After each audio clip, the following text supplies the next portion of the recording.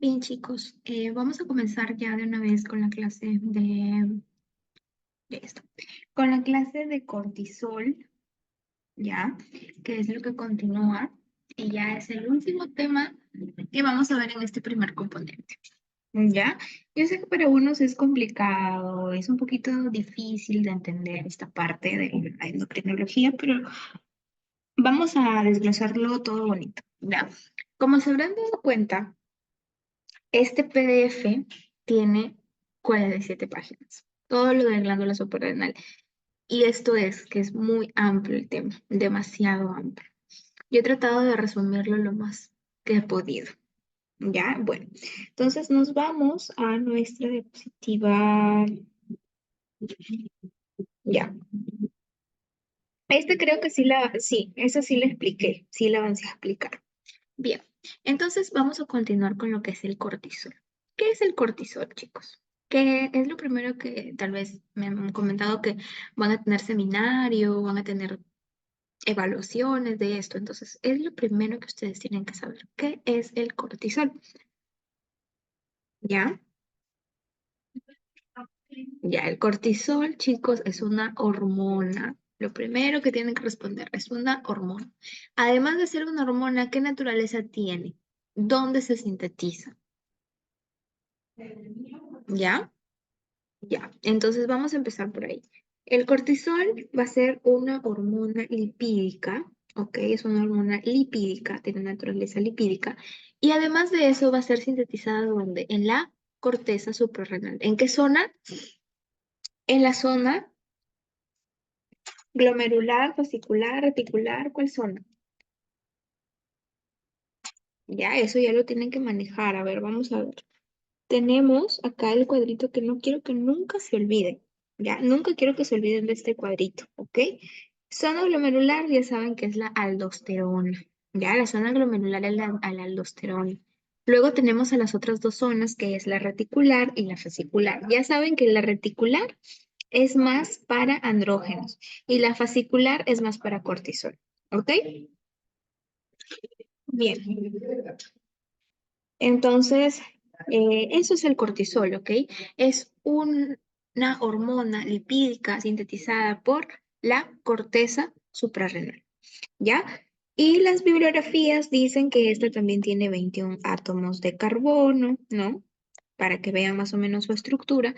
¿Qué más tiene? ¿Ya? Las acciones biológicas del cortisol son múltiples, ¿ok? Son múltiples, chicos. Y comprometen, por eso es que cuando hay alteraciones, causan síndromes, o sea, un conjunto de síntomas, ¿ya? Porque el cortisol no solamente va hacia una célula o hacia una parte del cuerpo, no, el cortisol es o tiene función multiorgánica. Ya multiorgánica. Eso es lo que quiero que lo tengan en cuenta. Entonces, cualquier alteración del cortisol me va a dar síntomas multiorgánicos. ¿Ya? Entonces, las acciones primarias del colesterol, ¿ya? Porque tenemos dos tipos de acciones. Tenemos a las acciones primarias y tenemos a las acciones fisiológicas. Entonces, entre las acciones primarias, ¿no? Entre las acciones primarias del cortisol, vamos a tener las acciones metabólicas. Todo lo que es el control de carbohidratos, control de proteínas, metabolismo de lípidos. Todo esto es la parte metabólica. Ahora, ¿va a haber otra parte? Claro que la hay, va a haber una parte fisiológica, ya que no tiene nada que ver con el metabolismo ni de carbohidratos, ni de grasas, ni de nada. Y esa parte fisiológica, ya esa parte fisiológica va a dividirse en varias funciones. La primera de las funciones es una función renal, porque recuerden que, y les voy a volver, porque esto ya lo hemos visto, chicos, pero les voy a volver a explicar. ¿Ya? Miren, teníamos este esquemita, ¿no? Donde estaba el cortisol, estaba la aldosterona, estaba todo ello, ¿no? Ya, entonces el cortisol, yo les había mencionado en la clase pasada que tiene actividad glucorticoide, pero también tiene actividad mineralocorticoide, miren, ve. Y la tienen en igual proporción, en igual proporción. O sea, tanto actividad glucorticoide como mineralocorticoide. Tienen las dos. Quiere decir que puede actuar como la aldosterona, puede actuar como la aldosterona. Obviamente que en menor cantidad, porque miren la aldosterona, cómo o qué actividad mineralocorticoide tiene. Es una actividad muy alta. Es prácticamente multiplicada por 1000 o más de 1000 la actividad del cortisol, ¿no? Casi por 3000 veces más es más potente en mineralocorticoides su actividad de la aldosterona. Entonces no se va a comparar el cortisol a la aldosterona, pero sí tiene actividad mineralocorticoide, o sea, sí actúa en la parte renal, sí actúa en la función renal y en el control del medio interno, de los electrolitos y todo eso. Entonces eso ténganlo en cuenta, porque el cortisol en funciones normales actúa en la función renal, pero imagínense si el cortisol aumenta demasiado. Entonces, si aumenta demasiado, va a actuar más que en su estado basal. Entonces, ahí sí puede haber una alteración en la función renal, como si fuera la aldosterona. ¿Ok? Eso es lo que quiero que entiendan. Bien, aparte de la función renal, tenemos regulación de transporte de iones que va de la mano con esto. ¿Ok? Va de la mano con eso. Después tenemos también una regulación del sistema cardiovascular, ¿ya? Que ya lo vamos a ver más adelante. Tenemos que regula la permeabilidad y también regula el tono de los vasos sanguíneos, ¿ok? ¿Y qué más hace? Función inmune, que es una de los principales temas de su seminario, que me han comentado que tiene. Ya, función inmune y sistema nervioso central. Entonces, todo eso son funciones del cortisol. Miren, no solamente tiene funciones metabólicas, sino también tiene funciones fisiológicas. ¿Ya? Bueno, entonces para hablar más o menos de fisiología o algo del cortisol, tenemos algo muy importante que ya se los he explicado en esta diapositiva de acá, ¿no? El cortisol puede estar ligado a proteínas. ¿Cuáles proteínas? La CBG, ¿no? O también llamada la famosa transcortina, se le conoce más como transcortina, ¿ok? Esta es la transcortina, ¿ok? Entonces, en su mayoría, como lo expliqué acá, en un 75%, el cortisol está unido a la transcortina. Ahora, el cortisol libre es esa parte de cortisol que no se une a ninguna proteína, ni a la transcortina, ni a la albúmina, ni a nada. Ese circula totalmente libre. Y el cortisol que se une a la albúmina supone más o menos el 15%. Entonces, ¿qué es lo que quiero que ustedes sepan? El cortisol unido a proteínas, o sea, a la transcortina y a la albúmina, actúa como reserva de cortisol. O sea, estas proteínas como que guardan el cortisol, lo almacenan dentro de ellas, no permiten que se vaya porque actúa como un reservorio. O sea, el cortisol está reservado para estas proteínas. Ahora, ¿qué pasa con el cortisol libre en el plasma? Este cortisol libre en el plasma es el cortisol biodisponible. ¿Qué quiere decir? Que este cortisol es el que va a tener funciones metabólicas, ¿ya? Porque supone un 10% nada más. Quiere decir que del total del cortisol que tenemos en el cuerpo, solamente el 10% está libre para hacer las acciones fisiológicas automáticamente, ¿ya?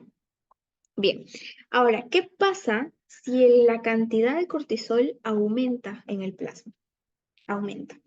Entonces, que la mayoría de transcortina, la mayoría de albúmina va a tratar de captar ese cortisol excesivo que hay en la sangre. ¿Para qué? Para tenerlo de reserva, porque estamos hablando que estas proteínas no dejan escapar al cortisol, no dejan hacerlo biológicamente activo. Sin embargo, el cortisol libre sí es biológicamente activo. Entonces, en un aumento del cortisol total, más cortisol va a tratar de unirse a la transcortina, más cortisol va a tratar de unirse a la albúmina, Pero va a llegar un momento en el que está muy sobrecargado, tanto la transcortina como la albúmina van a estar demasiado cargadas de cortisol. Y al estar demasiado cargadas de cortisol, es ahí donde ya no van a recibir más cortisol. Esta ya no lo recibe y esta tampoco porque ya están sobresaturadas de la capacidad de cortisol que pueden llevar. O de la cantidad de transcortina o de la cantidad de albúmina ya no va a haber disponible para cortisol. ¿Ya? Entonces, que el cortisol no le queda de otra que quedarse libre en el plasma. Entonces, mientras más aumente el cortisol total, más aumenta el cortisol libre en el plasma, más disminuye la capacidad de o disponibilidad de las proteínas en cargar cortisol. Entonces, vean bien esa proporción, porque en trastornos donde hay cortisol excesivo, el cortisol va a circular libre, no va a circular adherido a las proteínas que son las que lo hacen o los que tienen en reserva, ¿de acuerdo? Entonces el cortisol libre aumenta, ¿ya? Entonces a medida que aumenta el cortisol total, aumenta el cortisol libre y el cortisol biodisponible, ¿ya? Muy bien. Ahora, ¿cuál es el mecanismo de acción del cortisol? Ok, listo. Ya sabemos que hay cortisol unido a proteínas y ya sabemos que hay cortisol libre. Perfecto. Si te preguntan cuál es el cortisol unido a proteínas, ¿qué proteínas son las que unen el cortisol? La CBG o la transcortina y la albúmina. Se acabó. ¿Ya? Entonces, el cortisol libre, cuando el cortisol está libre, ya no está unido a proteínas, va a tener su acción biológica. Entonces, ¿cómo lo hace? Va a llegar, imagínense que todo esto es la célula, ¿no? Va a llegar al citoplasma de la célula y en el citoplasma va a haber un receptor, que es el receptor glucorticoide, ¿ya? Es el GR, el receptor para glucorticoides, que es un receptor citoplasmático. ¿Recuerdan las primeras clases que yo les explicaba que la naturaleza de estas hormonas tienen que ser hormonas, como son lipídicas, van a transfundir muy bien hacia dentro de las membranas. Entonces, los receptores tienen que ser citoplasmáticos. Entonces, este receptor está en el citoplasma y va a estar ligado a unas proteínas que son las proteínas chaperonas. Estas proteínas chaperonas, al momento de que este receptor se une con el cortisol, van a salir, porque estas chaperonas como que lo ligan, como que lo mantienen en un estado inactivo. Entonces, cuando el cortisol se une a este receptor, las chaperonas se van hasta que nuevamente el cortisol se retira, vuelven a integrarse las proteínas chaperonas al GR. ¿Ok? Bien, entonces acá tenemos el núcleo de la célula. ¿Qué pasa cuando el cortisol se une al GR?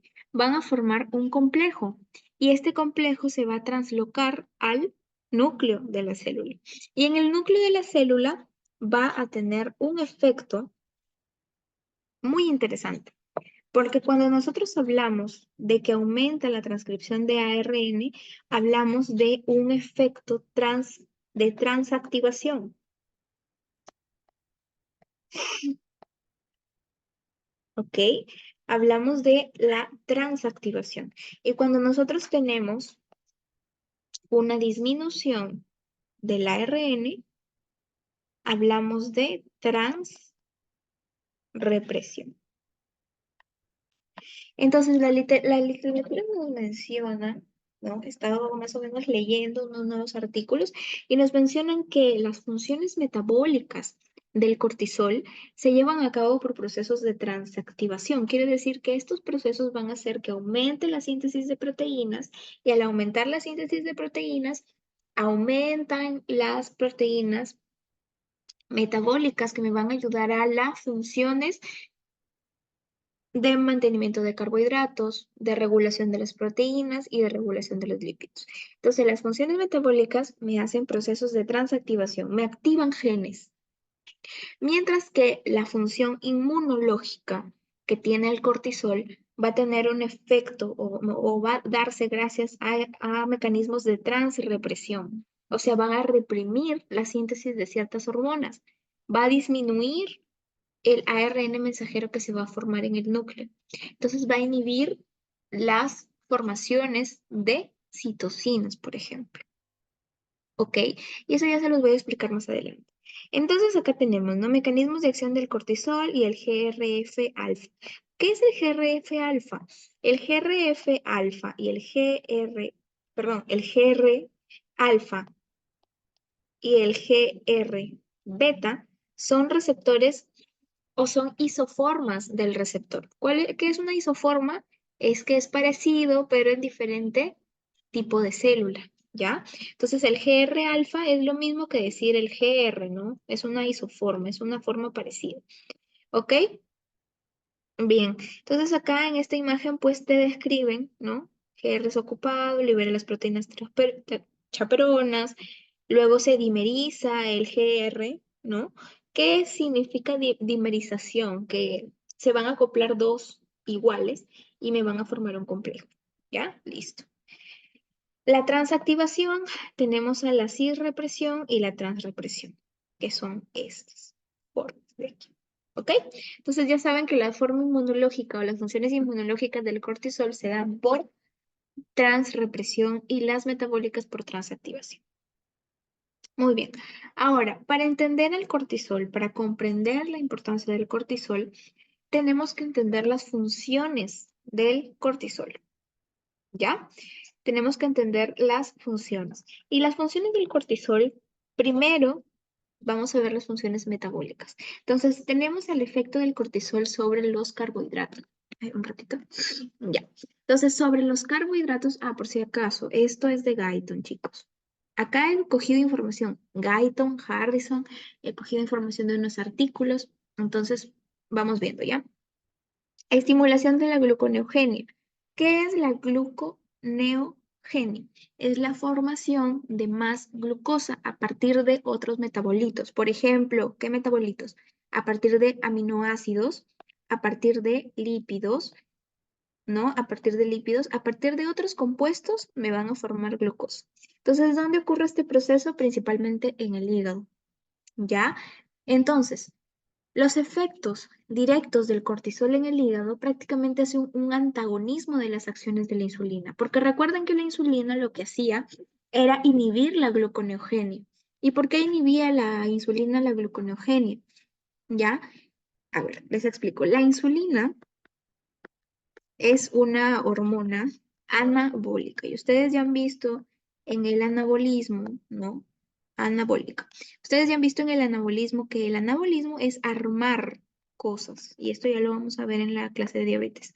Armar es construir. Entonces la insulina hace eso, construye nuevas cosas. ¿Por qué? Porque ustedes saben que lo pongo permanente, ustedes saben que en la diabetes, si no hay insulina, la glucosa se queda fuera y aumenta sus niveles en el vaso sanguíneo, ¿no? Imagínense que ese es el vaso sanguíneo. En un estado basal, cuando nosotros terminamos de comer, de desayunar, de almorzar, de lo que sea, los niveles de glucosa en el plasma aumentan. Entonces, los niveles de glucosa en el plasma no pueden estar aumentados, porque eso es dañino para los vasos. En exceso o en un estado crónico es dañino para los vasos. Un ratito. Disculpen, chicos, que estaba estornudando. Ya, entonces, la glucosa en exceso es dañina. Entonces, la glucosa, ¿qué es lo que hace? Viene una hormona que es la insulina recoge esta glucosa, toda la glucosa, y la hace funcional. O sea, hace que esta glucosa sirva de algo. Entonces, la glucosa se va al músculo, se va al hígado, se va al tejido adiposo, ¿ya? A estos tres órganos en particular. Entonces, la insulina, ¿qué hace en el hígado? La glucosa, que se entre al hígado, que se meta al hígado y forme el famoso glucógeno, que es una reserva de glucosa. O sea, la insulina quiere hacer de todo para que la glucosa no esté en el vaso. Porque al estar en el vaso la glucosa es malo. ¿Por qué es malo? Porque recuerdan cuando yo les decía la fórmula de la osmolaridad plasmática, que era 2 veces el sodio más la glucosa sobre 18 más la urea sobre 6. Ya, entonces la osmolaridad se rige por el sodio, por la glucosa y en menor cantidad por la urea. Entonces, si la glucosa está en niveles aumentados, Va a haber un estado hiperosmolar. ¿Y eso es bueno o malo? Es malo. Un estado hiperosmolar no es bueno, no es beneficioso para el organismo, entonces es malo. ¿Ya? Entonces la insulina es aquella que se encarga de que no pase esto en el cuerpo. Entonces hace que la glucosa ingrese al hígado, hace que la glucosa ingrese al músculo, hace que la glucosa ingrese al tejido adiposo en forma de triglicéridos. Ya lo vamos a ver cuando veamos metabolismo de glucosa. Y del músculo también aparte el glucógeno para reserva energética cuando el músculo lo requiera. ¿Ok? Muy bien. Entonces, ese es el resumen de las funciones de la insulina. Entonces, la insulina quiere que no haya glucosa en el torrente sanguíneo. Entonces, ¿ustedes creen que en la gluconeogenia que es crear más glucosa a partir de proteínas, bueno, aminoácidos, ¿no? A partir de lípidos. ¿Ustedes creen que que la insulina va a permitir esto? Claro que no. La insulina no permite que haya más glucosa, de ninguna manera, ya sea una glucosa exógena, ya sea una glucosa endógena, o sea, producida por el propio cuerpo. Entonces, la insulina inhibe la gluconeogenia, no quiere que se sintetice más glucosa de la que ya hay en el torrente sanguíneo. Ella está luchando contra esto y también tiene que luchar contra los otros mecanismos de nuestro cuerpo que forman nueva glucosa. ¿Ok? Y todo este proceso ocurre en el hígado. Ya el hígado siempre es el que participa en estas funciones. ¿Ok? Entonces, el cortisol lo que hace es lo contrario a a la insulina. Hace que se estimule la gluconeogenia, o sea, más glucosa a partir de metabolitos como las proteínas y los lípidos. Entonces, este cortisol ejerce un efecto antagónico de las acciones de la insulina. Entonces ustedes grábense en su cabeza que el cortisol es como el antagónico o el enemigo, entre comillas, de la insulina. Muy bien. Entonces, entonces, el cortisol aumenta las enzimas que convierten los aminoácidos en glucosa dentro de los hepatocitos. Entonces, acá los aminoácidos se van a utilizar no para construir células, no para enriquecer el músculo, no para, no para construir más tejido, para fortalecer los tejidos, no, sino que los aminoácidos más bien se van a usar para aumentar la glucosa en el cortisol. Entonces, un estado de hipercolesterolemia, perdón, hipercortisol, ya, de hipercortisol en la sangre, ¿qué va a hacer? Que no hayan aminoácidos disponibles eh, para funciones de nuestro cuerpo normales, sino más bien van a haber aminoácidos para sintetizar más glucosa. ¿Dónde se hallan los aminoácidos? En el músculo, ¿no? ¿Dónde más? ¿Dónde se hallan las proteínas? En la matriz extracelular de los tejidos. ¿Dónde más? Chicos, prácticamente en todo nuestro cuerpo, ¿verdad? Prácticamente en todos nuestros órganos. Entonces, si los aminoácidos se van a utilizar más bien para sintetizar glucosa, esto se va a quedar en el limbo. Los músculos se van a debilitar. La matriz extracelular se va a debilitar. La matriz colágena, todo lo que es el colágeno, todo lo que son la capa de nuestra piel, en la piel también hay proteínas. La piel se va a debilitar. Entonces, por ahí más o menos va la fisiopatología de el síndrome de Cushing. Por eso es que primero ustedes deben de entender la función del cortisol para luego comprender los síndromes. Y eso va para todo, ¿ah? Va para todo, va para cualquier curso que tengan ustedes en el futuro. Esto es lo que los va a salvar. ¿Ok? Bien, entonces moviliza aminoácidos de tejidos extrahepáticos. Quiere decir, por ejemplo, como les estoy explicando, del músculo. El músculo debe más bien cederle aminoácidos al hígado para que estos aminoácidos aumenten los niveles de glucosa mediante el proceso de gluconeogénesis o gluconeogenia. ¿Ya? Entonces, claro, sobre todo del músculo. ¿Y qué hace? Deja nuestro músculo flaco, a nuestro músculo hipertónico. Entonces, la masa muscular va a disminuir. ¿Y eso es bueno o es malo? Es malo, porque crea un estado hipotónico, un estado de debilidad, un estado donde la masa muscular está demasiado baja, está demasiado pobre. Entonces este paciente va a sentir debilidad, va a sentir cansancio, va a sentir que incluso se cae, ¿ya? En Harrison y en los libros de medicina interna mencionan que los pacientes cuando, por ejemplo, se van a parar de la silla, ustedes intenten parar de una silla sin, sin sostenerse. Ustedes abren las piernas y se paran y listo, ¿no? No es necesario que se sostengan a veces de la silla para pararse. Bueno, hay personas que ya, pues, no, son flojas y lo hacen. Pero si inténtenlo ahorita que están sentados viendo la clase, párense, abran sus piernas y se paran.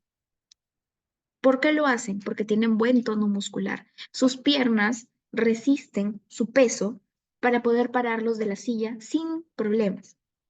Pero ¿qué pasa con los pacientes con síndrome de Cushing? Estos pacientes al momento de levantarse y al hacer las maniobras que yo les estoy diciendo, no se paran. Se caen, se tambalean, se vuelven a sentar porque no pueden. ¿Y por qué no pueden? Porque el tono muscular está disminuido. ¿Ok? Muy bien. ¿Qué más, qué más es lo que hace el cortisol?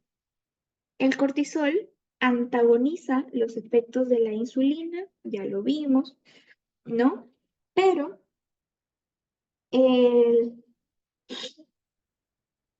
entonces, indirectamente, indirectamente, vamos a tener un aumento de la adrenalina y del glucagón. ¿Y por qué?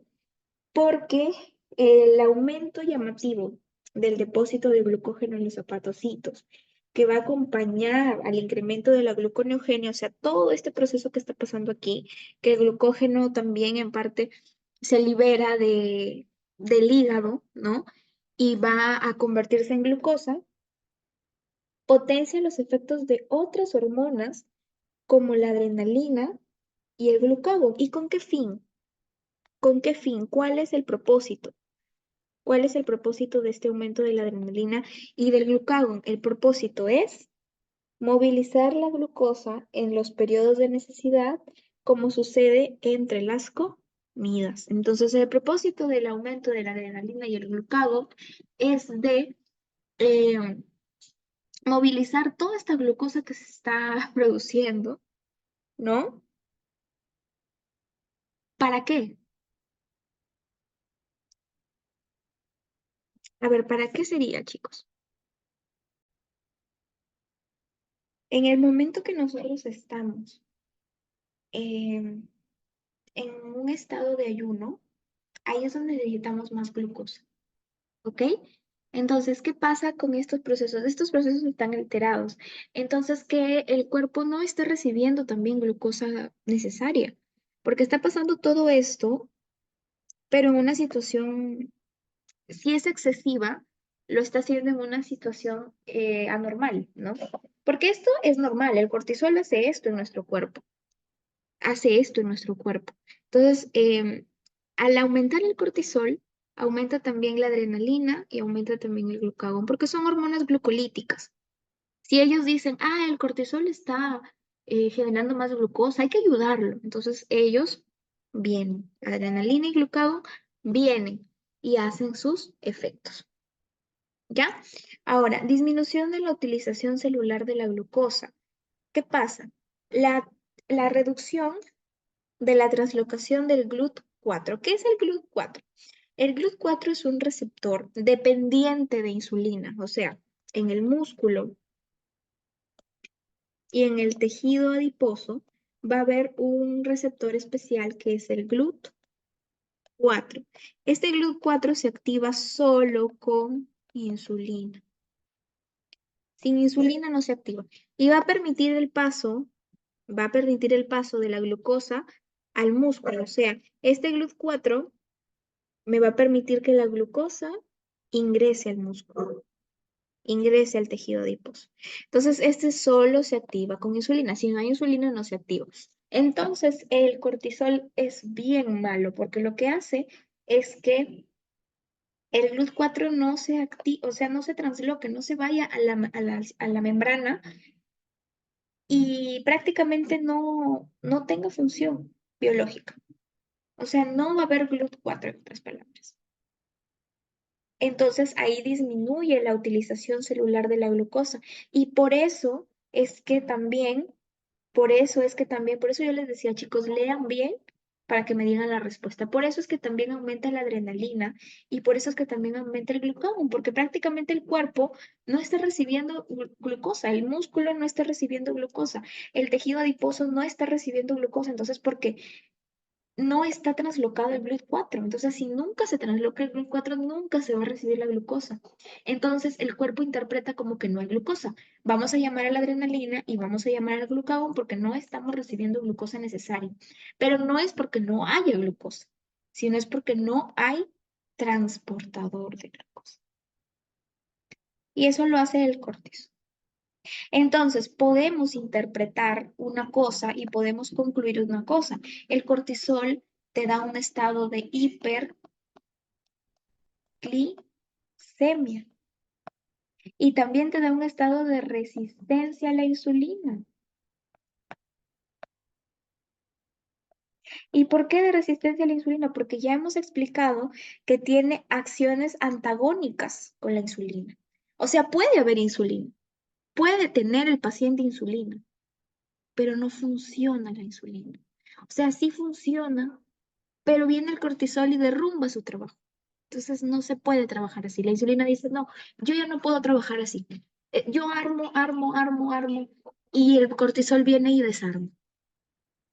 Entonces la insulina se crea un estado de resistencia a la insulina, porque la insulina ya se rinde. Llega un momento en que la insulina dice, ¿sabes qué? Yo ya no voy a trabajar, porque ya me cansé. Me cansé de que me estén al toque contradiciendo y haciendo lo que se les da la gana. ¿Saben qué? Yo renuncio. Y cuando renuncia a la insulina, aparece el estado de diabetes mellitus. Entonces, el cortisol tiene efectos diabetógenos, diabetógenos, ¿ya? Diabetógenos. Y me puede causar un cuadro de diabetes mellitus a largo plazo, ¿ok? Entonces, se crea un estado de incremento de la glicemia y diabetes suprarrenal. Y acá pues hay un cuadrito, ¿no? Hay un cuadrito donde les pongo cuándo es que los niveles de cortisol aumentan. Siempre el cortisol aumenta en situaciones de estrés, en situaciones donde el paciente está bien estresado. Y no solamente estrés emocional, sino también estrés inmunológico, estrés físico. En pacientes, por ejemplo, postrados en cama, en pacientes que tienen una enfermedad crónica, ya están hospitalizados varios días. Entonces, en estos pacientes hay un efecto, ¿ok? Hay un efecto de aumentos masivos de cortisol. Y eso no es bueno, ¿ya? No es bueno. Muy bien, ahora tenemos efectos de cortisol también sobre las proteínas, pero prácticamente ya lo hemos resumido, ya lo hemos hablado arriba, ¿no? Que las proteínas van a disminuir de el músculo, van a disminuir de la piel, van a disminuir de todos los lugares porque el cortisol lo que hace es convertir estas proteínas a glucosa. Entonces hay una reducción de las proteínas celulares, ¿no?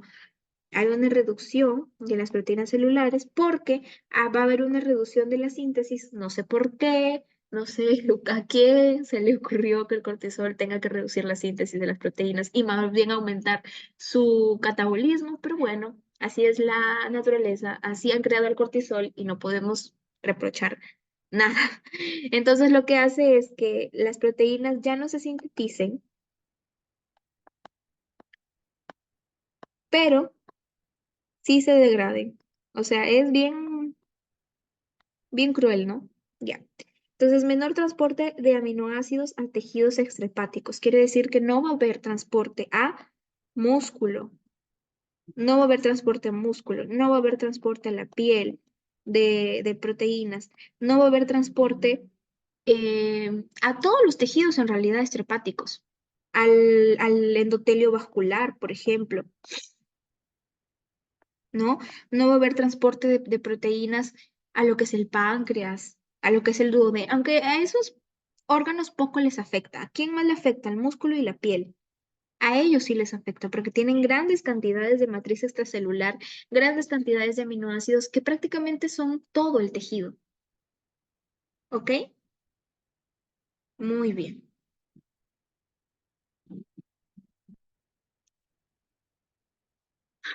Ahora, aumentan las proteínas del hígado y el plasma, incrementa el transporte de aminoácidos hacia los hepatocitos, pero no a todos los espacios de las células. Entonces, solamente las proteínas van a estar destinadas al hígado y van a pasar por el plasma, lógicamente, porque tienen que llegar al hígado, ¿no? Entonces, por la sangre se transporta.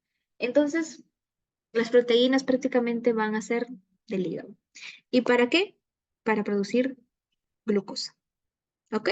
Entonces aumenta los aminoácidos sanguíneos, disminuye el transporte de los aminoácidos a las células estrepáticas y estimula el transporte a los hepatocitos. Esa es la conclusión de la función de las proteínas, ¿no? Ahora, con respecto a los lípidos, va a haber movilización de los ácidos grasos.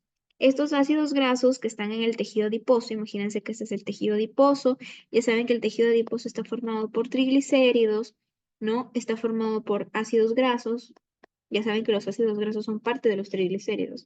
Entonces, llega el cortisol y empieza a molestar acá también. Y dice, ¿sabes qué? Los ácidos grasos tienen que salir. Entonces los ácidos grasos salen del tejido adiposo y aumenta la concentración de los ácidos grasos libres en el plasma. ¿Esto es bueno o es malo?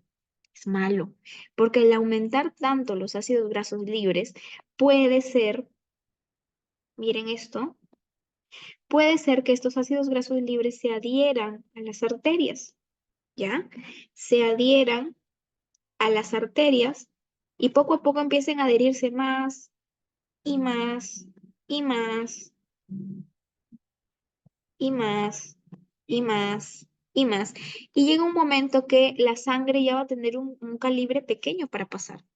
¿Y esto qué ocasiona? Aumento de la presión arterial. ¿Qué más ocasiona? Si se sigue tapando y tapando y tapando y tapando más y tapando más y tapando más y finalmente no hay flujo. ¿Qué me lleva a esto? Infarto. ¿Ok? Infarto. Entonces, aumenta la utilización de estos ácidos grasos libres como fuente de energía. Entonces, el exceso, ¿qué me produce? Obesidad. ¿Ok? Obesidad. Porque la utilización de los ácidos grasos libres como energía me degrada los ácidos grasos, sí, pero en exceso, esta movilización constante de ácidos grasos me va a llevar a un estado de obesidad. ¿Ok? Me va a llevar a un estado de obesidad. ¿Y eso es bueno o es malo? Es malo, ¿ya? Es malo.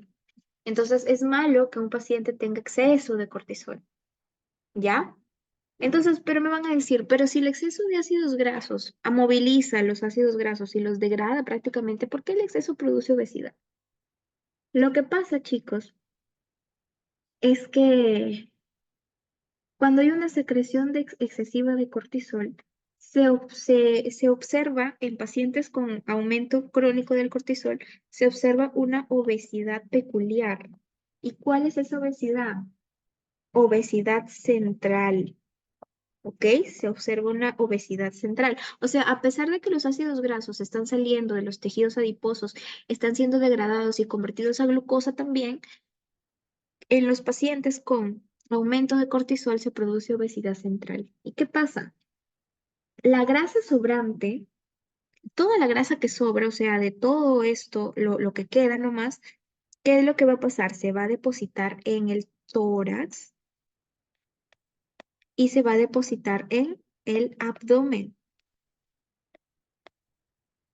en tórax y abdomen. Y esto me va a crear una imagen peculiar de los pacientes. Cuello de búfalo, cara redonda y va a aumentar el volumen abdominal. O sea, se va a depositar más grasa en el abdomen y se va a ver más pancita, para que me lo entiendan bien. Entonces, esto es característico de pacientes con síndrome de Cushing también. ¿Ok? Entonces, ven cómo la fisiopatología o la fisiología del cortisol me ayuda a entender la fisiopatología. Es muy sencillo de esta manera. Muy bien. Entonces, ahora el cortisol es importante para resistir el estrés y la inflamación. ¿Y cómo así? A ver, chicos, yo quiero que primero me entiendan algo y me lo entiendan bien. Quiero que entiendan un ratito.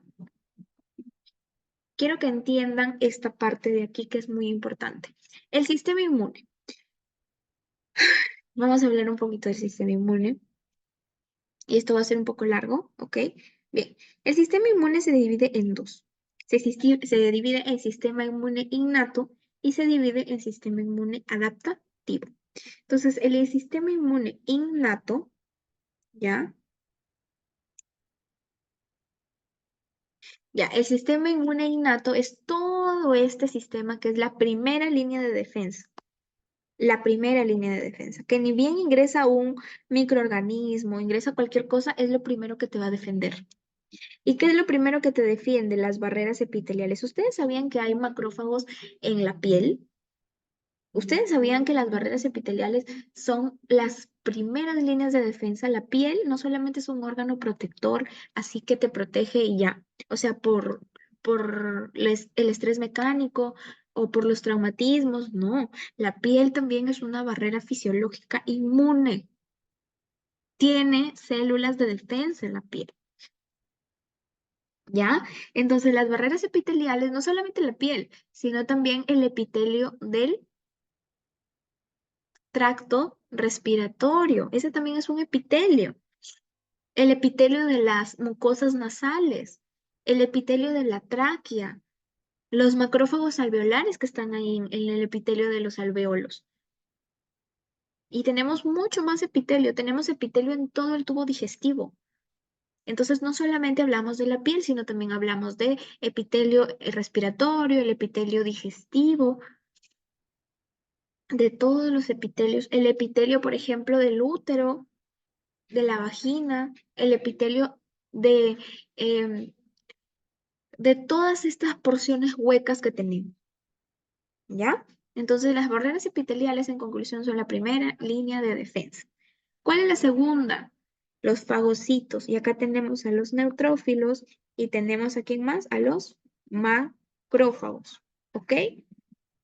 Tenemos también el complemento y tenemos las células natural killer, que ya son un poquito tardonas, pero también pertenecen al sistema de defensa innato, ¿ok?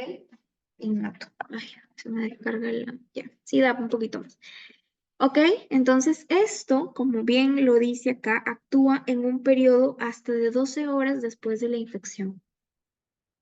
Sin embargo, luego tenemos un gran grupo que es muy fuerte, pero de morón. Estos sí son los de morones, son las personas que viven ahí nomás a una cuadra de la universidad y llegan tarde a todos, a la universidad, llegan tarde a las clases y encima dicen, no, doctor, lo que pasa es que he estado en Sullana, lo que pasa es que he tenido rotación lejos y no sé cuánto. O sea, esas personas que están presentes ahí, ni bien cerca de la universidad y son las que más tarde llegan. Algo así, ¿no?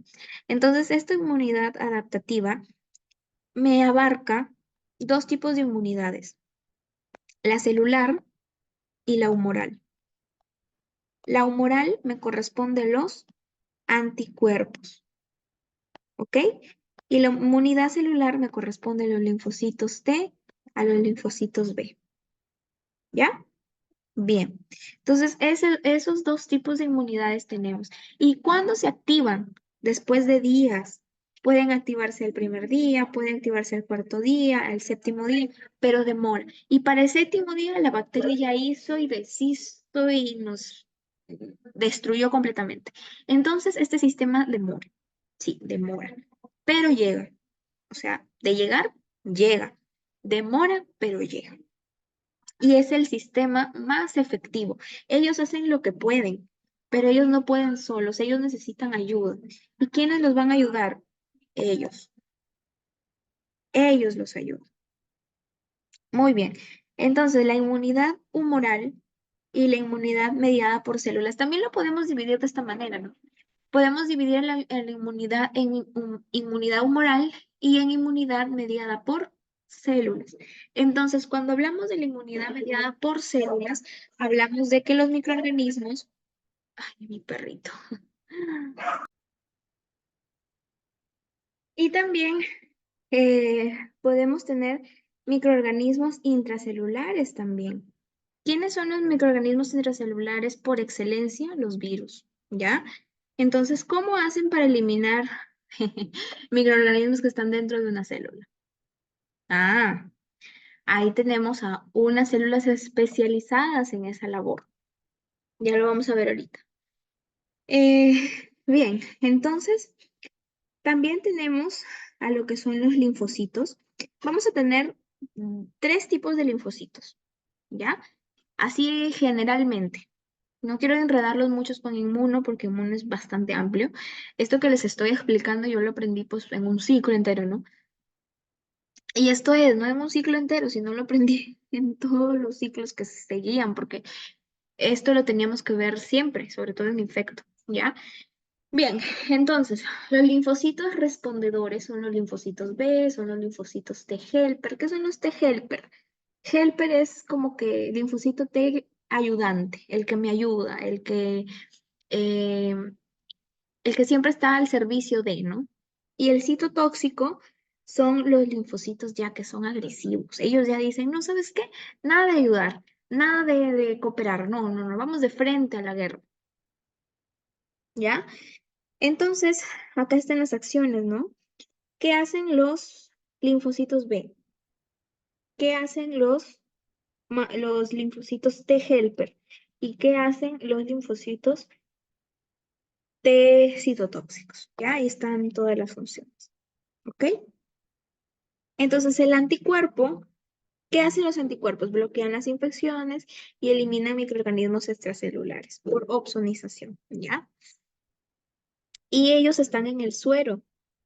Por eso es que a veces hay pruebas, ¿no? Hay pruebas que detectan anticuerpos y los detectan en el suero. El paciente le das una muestra de suero y listo, ¿no? Se determina qué anticuerpo está teniendo, ¿no? Eh, ya. ¿Qué hacen los T-helper? Los T-helper lo que hacen es al macrófago lo activan, le mandan citoquinas y lo activan. Entonces se activa el macrófago y este macrófago se vuelve malote. Y al volverse malote el macrófago funciona mejor, ¿ya? Entonces el linfocito T helper no mata de una vez. Lo que hace es alentar al macrófago para que el macrófago lo mate por él, ¿ya? Ese es el resumen. Y el citotóxico es el más agresivo, él sí mata y elimina reservorios de infección. O sea, si quedan algún rastro del microorganismo infeccioso, lo mata, lo elimina. Bien, entonces el sistema inmune innato ya lo hemos visto, ¿no? Barreras físicas y químicas, epitelios, las enzimas. Por ejemplo, el ácido clorhídrico puede también servir como un sistema inmune, porque cualquier microorganismo que hayamos consumido y haya ácido clorhídrico en el estómago, entonces lo mata. Pero obviamente que no todos son sensibles al ácido clorhídrico, ¿no? Algunos sí pasan, otros no. Por ejemplo, el Helicobacter pylori, que es el causante de la gastritis, sobrevive al ácido, no se muere, ¿ya? Bien, células fagocíticas, células natural killer, el complemento, las citoquinas y los receptores de tipo TOR. Entonces, ahora vamos a ver las funciones del macrófago, así a grandes rasgos. Fagocitosis, devorar microorganismos. Degradación de antígenos. Los antígenos son diferentes a los anticuerpos. El antígeno es todo lo que tiene el microorganismo, ese es el microorganismo, todo lo que tiene el microorganismo que puede causar daño o que hace que lo reconozcamos en el cuerpo. O sea, son parte de los microorganismos. Eso es los antígenos, ya grábenselos. Lisis bacteriana, ¿no? Hace que la bacteria se opsonice y se destruya. Presenta antígenos, esto es muy importante. Ya saben que los antígenos son parte de los microorganismos. Entonces, ¿cómo se hace la presentación de antígenos? Ellos cogen una porción de estos microorganismos, la digieren, este es el macrófago, ya, este es el macrófago, la digiere, va y se la presenta al linfocito. Esa es la presentación de antígenos, ¿ya? Va y le dice, mira, te muestro un chisme, así, algo así, ¿ya? Le va y le muestra el celular en la foto, mira, te muestro un chisme, hay una bacteria ahí. Ya, esa es la presentación de antígenos. Y secreción de citocinas, esto es lo más importante. Las citocinas, vamos a tener citocinas proinflamatorias y vamos a tener citocinas antiinflamatorias. Las proinflamatorias son estas citoquinas. ¿Qué son citocinas? Son mensajeros de inflamación. Son chismosas, son las que llevan y traen el chisme, son las que van y le dicen al macrófago, mire, el linfocito dice esto, que hagas esto, esto, esto. O cuando se desencadena el proceso inflamatorio, los macrófagos secretan citoquinas y las citoquinas van y van al neutrófilo, se van a ver al linfocito y van a chismear y todo. Entonces, estas citoquinas proinflamatorias son las que aumentan la cascada inflamatoria. Son, por ejemplo, la interleucina 1, por ejemplo, la interleucina 6. Estas son citocinas proinflamatorias. Y luego están las antiinflamatorias que hacen lo contrario, más bien lo que hacen es calmar la situación, decir, ¿sabes qué? Hay que relajarnos, ¿no? O sea, calmarle el proceso inflamatorio. Bueno, opsonización y fagocitosis. No creo que les pregunten esto, la verdad, esto ya es muy avanzado de inmuno, me rayé poniendo eso. Acá está, el rol de las citocinas, ¿no? En la inmunidad innata. ¿Qué es lo que pasa? Por ejemplo, viene el microorganismo, el macrófago lo reconoce, se activa el macrófago y el macrófago empieza a secretar TNF-alfa, que es el factor de necrosis tumoral, la interleucina 1 y las quimiocinas o la quemoquinas. Estos lo que hacen es en el vaso sanguíneo aumentar la permeabilidad vascular, aumentar lo que es la separación de las uniones de hendidura, o sea que estas uniones se separen más. ¿Para qué? Para permitir el paso del microorganismo hacia adentro del intersticio y que pueda el neutrófilo devorarlo, ¿no?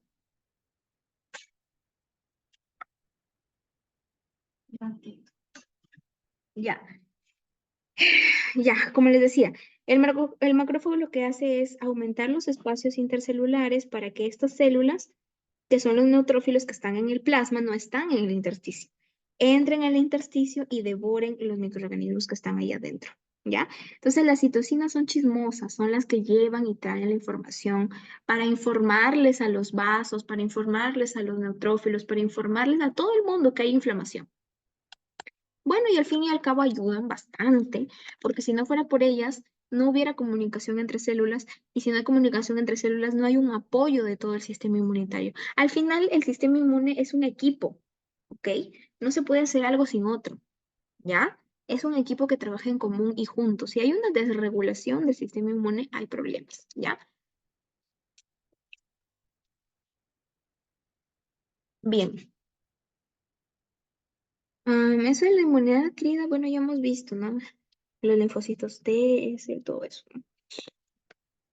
Mm, ya, bueno, esto lo leen, chicos, porque simplemente son funciones del sistema inmune adaptativo, ¿no? Que tienen más especificidad, o sea, reconocen a todos los antígenos.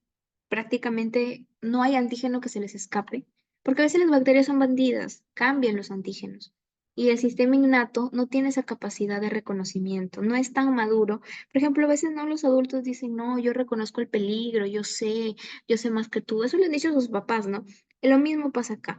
El sistema inmune adquirido, que ya es un sistema que ya está vivido, y es un sistema vivido, tiene más especificidad para reconocer los antígenos, tiene más diversidad, porque responde a todos los antígenos. En cambio, el primero, a veces hay antígenos que no responden. Y ahí es donde se propagan las infecciones, ahí es donde recién a los días el paciente ya está respondiendo con su sistema inmune adquirido, pero ya no es suficiente porque la bacteria ya hizo lo que quiso en el organismo, ya está bien destruidos esos tejidos y es ahí donde vienen los problemas. Por eso es que es una desventaja, ¿no? Que el sistema inmune adquirido tarde en hacerlo, pero tarda porque lo hace bien, pero también es contraproducente porque se demora en hacerlo. Tiene memoria porque todos los antígenos que han llegado a nuestro cuerpo los recuerda, ¿ya? Y bueno, eso ya no les van a preguntar. Eh, ya eso tampoco les van a preguntar. Mm, eso tampoco. Bien, ahora sí. La importancia en el estrés y la inflamación de los corticoides. Disculpa que les puse demasiado de inmunología, pero yo dije, no, tenemos que, tenemos que hacer inmunología también.